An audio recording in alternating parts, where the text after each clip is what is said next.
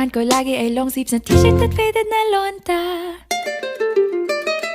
Pero noong makilala kita, nagbagong bigla ang aking timpla. Natutuwa ko na magpariban at mag-ahit ng kilay at least once a month. Hindi ko alam kung anong meron ka na sa akin ay nagpalambot ng bigla. Sinong mag-aakalang lalaki pala ang bibiyag sa tulad kong tigreng gala. Kahit ako'y titibo-tibo, puso ko ay titibok-tibok pa rin sa'yo. Isang halik mo lamang at ako ay tinatablan, at ang aking pagkababae ay nabubuhayan na para bang bulaklak na namumukadkad.